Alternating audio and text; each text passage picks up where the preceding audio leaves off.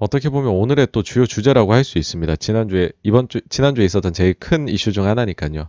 자, 바이든 증세 2탄 개인 증세, 양도세율 2배 인상 영향 분석이라는 건데요. 여기 보시면은 이제 기사가 나왔어요. 바이든이 아메리칸 패밀리 플랜이래요, 요번에는. 요거를 다음 주쯤에 좀 공개할 수 있다. 근데 이게 참 재밌어요. 지난번에 1탄을 공개할 때도요, 여러분, 언론에 먼저 나왔었거든요. 그러고 나서 일주일 뒤에 나왔는데 내용이 거의 흡사했던 거죠. 약간은 차이가 있지만. 그래서 이번도요, 1탄 공개와 마찬가지로 언론에 슬쩍 내용 흘린 것 같다는 거고요. 거의 비슷하게 나왔던 점을 감안하면 이번에도 비슷할 것으로 예상이 된다라는 겁니다. 핵심 공약이 사실 바이든 대통령이 보면은 이제 인프라 투자, 보건복지 지출 확대, 그리고 기업 및 개인 증세 라고 얘기를 했었잖아요. 후보 시절부터 여러분. 근데 이거를 이제 통칭해 가지고서는 요거를 다 통칭해서 우리가 인프라 법안이라고 소위 불러왔던 거죠.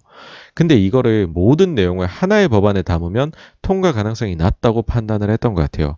그래서 바이든 쪽의 결정은 둘로 나눠서 상정하자로 바뀌었습니다. 그래서 저희가 몇 주 전에 봤던 1탄이 바로 아메리칸 잡스 플랜이라는 인프라 투자 더하기 기업 증세 조합이었고요. 그 다음에 이번에는 아메리칸 패밀리즈 플랜이라고 해서 보건복지 더하기 개인 증세가 나온 겁니다. 그러면 이제 1탄은 제 영상에서도 많이 분석해드렸으니까 2탄에 어떤 내용이 담겨 있느냐? 사실 하나만 눈에 들어옵니다. 뭐냐 하면 개인 증세를 빡세게 하겠다. 그 중에서도 미국의 지금 양도세율이 20%인데 물론 이거는요, 결혼의 유무나 소득 수준에 따라서 달라집니다. 근데 최고 20%예요. 근데 이거를 39.6%로 올리겠대요. 여기에 오바마 케어 3.8%가 추가되면 이제 43.4%까지 올라가는 거죠. 2배 이상 상승입니다. 여기다가 캘리포니아, 뉴욕에는 여기선 안 내봐서 모르겠지만 여기는 추가로 세금이 더 붙는다 하더라고요. 50%까지도 간다고 합니다. 양도세율이 현재 20에서 50이 된대요, 여러분. 물론 대상자는 100만 달러 이상 고소득자 대상입니다.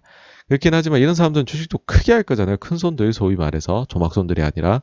그래서 여기가 소위 고래라고 할 수 있는데 여기다가 100원 벌면 옛날에 20원 떼가다가 이제 50원 떼간다고 하면 야, 주식 누가 하겠어? 아무도 안 하겠네. 이런 생각 들면서 주식시장이 확 한번 하락을 했던 거죠. 실제 이제 이런 기사들이 나왔었고요. 그래서 보시면 이제 증시가 즉각적으로 하락 반전했었습니다. 이날 실업 지표도 잘 나왔고 22 안도감도 있었는데 증시 갑자기 확, 코인 시장은 특히나 거의 아비규환으로 빠졌었죠. 결론부터 말씀드리면요, 여기에 대해서는 너무 우려하지 마시라고 말씀드리고 싶어요.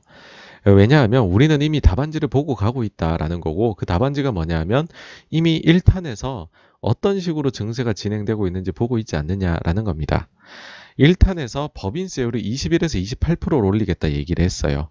근데 이게 지금 거의 25%로 이제 인상폭을 낮추는 게 기정사실화 되어 가고 있거든요.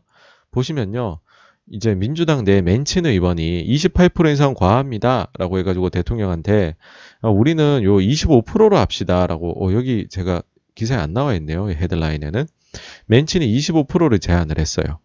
그러고 나서 며칠 뒤에 보니까는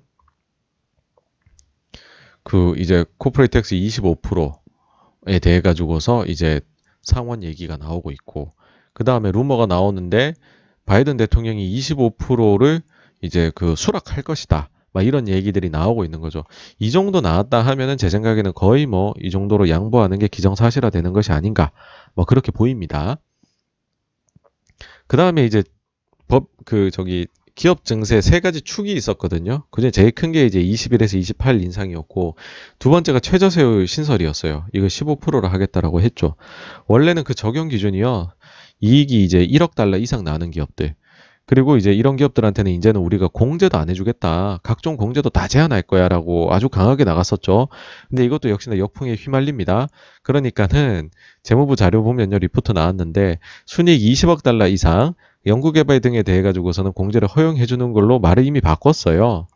보이시나요? 이제 바이든 증세안 완화 가능성, 최저세율 공약 바뀌어, 재무부 증세안 관련 새 보고서 발표, 대화문 열려있다, 바이든 여지 남겨, 이러고 있단 말이에요. 그러니까 우리가 봤었던 1탄도 이미 많이 양보가 되고 있어요. 자, 그러면 우리 궁금한 건 이거겠죠. 왜 이렇게 바이든은 양보를 할까? 의회 구성이 굉장히 안 좋아요, 바이든한테. 뭐냐면 예산 관련된 안은 상원에서 60표가 여러분 필요합니다. 근데 지금 민주당이 블루 웨이브를 달성하긴 했지만은 50대 50에 불과해요. 부통령 들어와봤자 51대 50이에요. 60표가 안 되죠.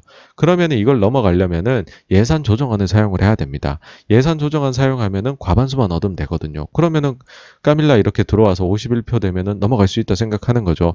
근데 이 51표가 되려면 여러분 전제 조건은 같은 민주당 내에서 100%의 단속이 필요하다는 거예요. 맨친 의원 같은 사람이 나오면 안 된다는 거예요. 그렇죠? 근데 맨친 의원은 반대를 한단 말이에요. 이미 우리가 이걸 본 적이 있어요. 뭐냐면 1.9조 달러 이제 그 돈 풀기를 할 때 개인당 1,400달러씩 나눠줬던 거 있잖아요. 이거 통과할 때도요. 제일 문제됐던 게 최저임금 2배 인상 아니었어요. 근데 이게 빠졌었거든요. 맨 마지막에 가서는. 근데 왜 빠졌느냐? 민주당 내 온건파가 보일 때는 이건 너무 급진적이라는 거예요. 그러니까 그거 하면 나 찬성 안 해줄게. 내가 찬성 안 하면 너 51표 못 얻잖아. 라고 했던 거죠. 자, 그러면요. 또 이런 문제도 있죠. 게다가 예산 조정안은요, 이번 회기, 이게 무제한 쓸 수 있는 게 아니거든요. 이번 회기에는 딱 한 차례만 지금 남아 있습니다. 그러면은 지금 안이 2개죠. 바이든 대통령 안이 1탄하고 2탄이 있어요. 근데 그 중에서 지금 이미 언론에 1탄에 더 신경 쓴다고 많이 얘기를 해놨어요. 그럼 자연스럽게 1탄에다가 이번 회기 중에는 조정안에 사용을 할 것으로 보이죠. 그쵸? 그러면 이 2탄이라는 건 다음 회기로 넘어가게 될 걸로 전 생각을 합니다. 그러면은 논의도 다음 회기에 활발해질 거라고 생각을 해요. 그래서 결론은 벌써 걱정하지 말자라는 겁니다. 자, 그러면 이제 들 수 있는 의문이 이거죠. 그럼 민주당의 소장파는 왜 존재하는가, 온건파는? 이게 사실 굉장히 현실적인 이유더라고요. 우선 지난 선거를 보았을 때 민주당의 인기가 압도적이질 않아요.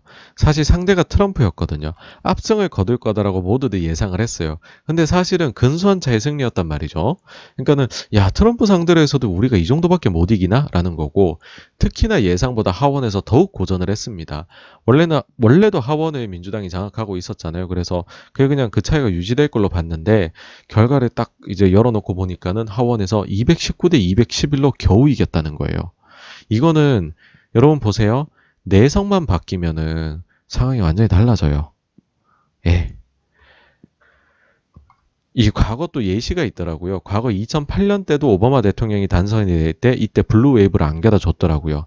근데 그 2년 사이에 정책에 대해 가지고서 조금은 과격하다고 생각들 했었나 봐요. 그래서 2년 뒤 치러졌던 중간 선거에서 하원을 뺏깁니다. 공화당한테. 그러니까 이번에도 그럴 수 있다라는 생각을 하게 된다면 과격한 안에 대해서는 민주당 내에서 찬성 안 해줄 사람이 꽤 많이 나올 수밖에 없다고 그렇게 생각이 됩니다. 그래서 이제 1년 반 앞으로 선거가 다가왔거든요. 중간 선거가. 그럼 민주당 내 반발 움직임이 존재할 것이고 최소화할 수 있는 방향으로 갈 수밖에 없다. 네, 어쨌든 그래서 결론적으로는 이거는 정말로 걱정을 여러분들 나중에 하셔도 되는 문제다. 실제 증시도 그렇게 움직이잖아요. 하루 빠지고 다음날 올려버리잖아요. 그리고요, 벌써부터 이런 얘기 나옵니다. 바이든 대통령 안 나오고 하루밖에 안 지나고서 골드만에서 이런 얘기 했더라고요. 현실적으로 이거 캐피탈 게인 텍스 20에서 28%까지밖에 못 올릴걸? 우리는 그 정도만 예상하고 있어. 라고 자료를 냈다라고 합니다. 네. 굉장히 도전이죠. 우리로 치면은 대통령이 뭐 하겠다라고 했는데 다음날에 뭐 이제 그 증권사 중에 한 군데가 그렇게 못할걸요? 이러면서 보고서를 쓴 거잖아요. 네. 그래서 아무도 믿지 않고 있는 43.4% 증세다. 예, 라고 생각을 하시면 좋을 것 같습니다. 예, 여기까지가 바이든 증세 2탄에 대한 내용이었고요. 네. 다음으로 넘어가도록 하겠습니다.